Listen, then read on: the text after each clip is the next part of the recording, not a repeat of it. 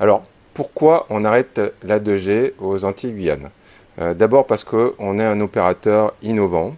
On apporte toujours les dernières technologies, les réseaux de dernière génération. Et le réseau 2G est un réseau d'ancienne génération, un réseau obsolète, qu'on a lancé en 1996, il y a plus de 30 ans. C'est un réseau qui est très énergivore et sur lequel on a assez peu de clients.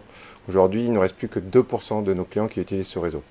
Et par ailleurs, ce réseau, il utilise des fréquences qu'on a besoin de libérer pour le réseau 4G et le réseau 5G.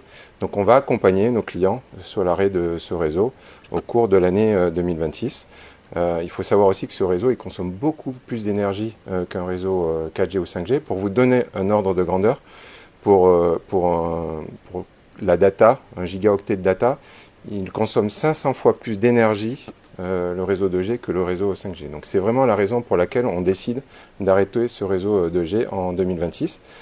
Ça va être un arrêt qui va se faire en plusieurs temps. D'abord une phase d'expérimentation au cours du mois d'avril et du mois de mai. Et ensuite un arrêt définitif entre le mois d'octobre et le mois de novembre 2026. Voilà.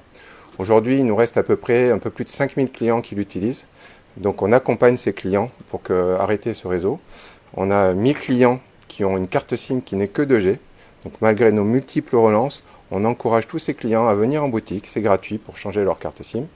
Et puis on a à peu près 5000 clients qui ont un téléphone qui ne peut trafiquer qu'en 2G. Et là c'est pareil, on accompagne nos clients, on a des téléphones à partir de 1 euro dans toutes nos boutiques. Donc ils viennent nous voir, on les accompagnera pour que ce changement se fasse quasiment sans frais pour eux. Voilà, c'est vraiment important. Alors, où est-ce qu'on en est maintenant sur le réseau de 5e génération, le réseau 5G? On en entend beaucoup parler.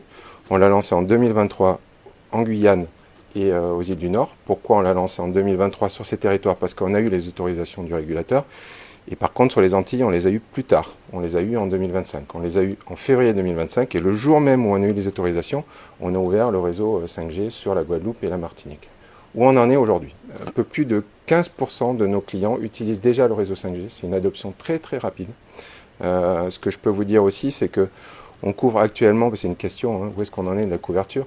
On couvre 40% de nos territoires en 5G. C'est un déploiement qui est très rapide, beaucoup plus rapide qu'en Hexagone. Et on pense que d'ici la fin de l'année, à peu près 50% de nos clients pourront accéder à la 5G. Alors, pour accéder à la 5G, comment on fait?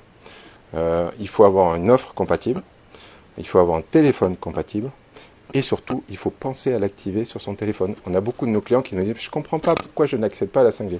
Eh bien, la 5G, elle n'est pas automatiquement activée sur le téléphone, donc pensez à l'activer sur votre téléphone. Voilà.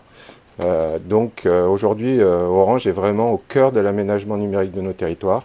Orange a investi 800 millions d'euros sur les 10 dernières années pour déployer des réseaux de très haut débit, qu'ils soient fixes ou mobiles. C'est important pour nous d'être l'opérateur toujours en avance, toujours innovant, toujours proposer les dernières innovations pour nos clients. Et c'est ce qu'on fait aujourd'hui en basculant, en migrant nos clients sur la 5G et en arrêtant un réseau qui a plus de 30 ans d'âge.